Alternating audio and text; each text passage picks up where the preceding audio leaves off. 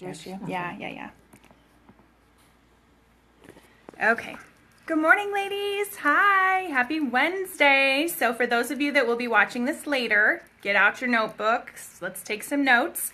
I am so pleased to introduce Miss Cyndi. She is a former IRS auditor who is now preparing taxes for people, and most of you know the nightmare that I went through, and I don't want any of you guys to have to go through the same thing. So she has so graciously agreed to teach us all that she knows and more.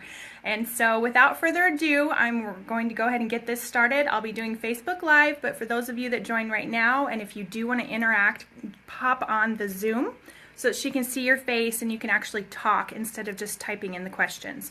But for those of you that maybe are at work and you can't talk, type in a question here. I'll be manning the Facebook Live and she'll be directing the Zoom, and hopefully we'll cover all of your questions and more to get you guys ready for tax time. Okay? So without further ado, here we go. Ms. Cyndi. Hi, it's nice to be joining you today and answering some of your questions. So as you have questions, just ask them. Otherwise, I will be talking the entire time, and it'll be better if I just take your questions as we go and then can answer them. I'm going to start out with just a real kind of basic overview to begin.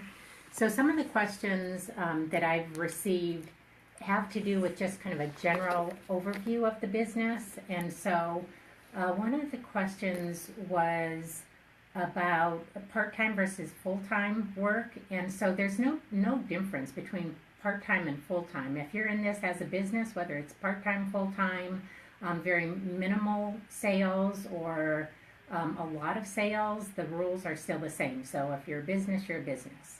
One of the things that I do recommend is to keep a separate business checking account. It's much easier to track all of your business income and expenses. So that's something, if you don't already have a separate account, I would go ahead and open an account and track everything through there. And I understand the company provides software that most of you, if not all of you, use. Yeah, we all have a website that gives excellent. us our sales. Yeah, that's perfect. Yeah. So one of the other questions was, if you sell products and you sell them at cost, how do you track that? So the first thing that we'll get to that a little bit later, but the first thing that I want to mention to you, for a business, there has to be a profit motive. So if there's not a profit motive, then you're a hobby. And the hobby rules don't have very favorable tax consequences. And so what I'm going to tell you is, if you're not operating for profit, get on board and start to run the business for profit. And so we'll talk a little bit about when you're selling to family and friends just at cost, but your primary business should be for profit, okay? So if you have another job, it doesn't make a difference. You're doing this on the side, that's fine, same rules apply. And then just to go over kind of some of the record keeping requirements. So the record keeping for meals and entertainment, there's some special rules there. So if you have a meal or entertainment, what you also need to do is, on the receipt, you'll have the payee, the amount of the charge, the date that it was incurred. That's like if you go to a restaurant, those are the common items on the receipt. But what you also want to do, and the requirement is that you also put a list who you were with, and then 1 to 5 words, very short, what the business purpose was, and so just a very short description. And so that will meet the requirements for the meals and entertainment. The other record keeping, you should keep your books and records. That includes your bank statements, the receipts, logs of your sale, your mileage log, for 7 years. So that 7 years is, you'll hear anywhere from a 4-year to a 7-year period. 7 years is on the conservative side, and so I recommend keeping everything for 7 years. That's a long time. You can keep everything electronically, so it doesn't take up so much room. So that's a good thing to do, is just at the end of the year, scan everything and save it that way. Do you have a certain program that you recommend best?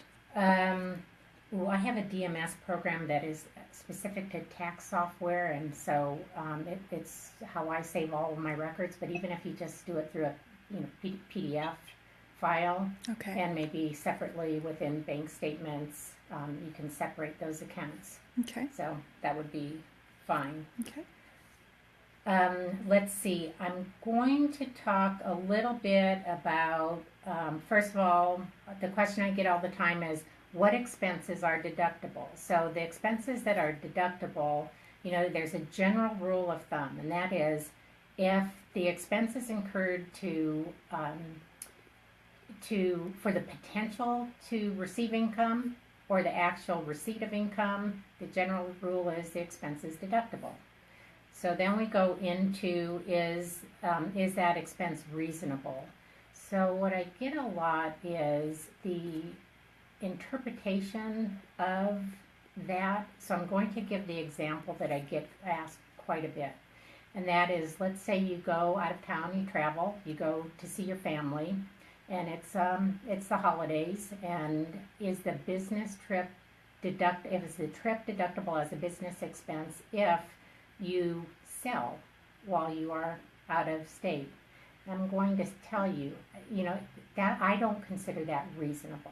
You have to do either a lot of sales, the primary reason, and you really have to focus on sales more than just to who it is that you go to, that you have maybe a $100 sale.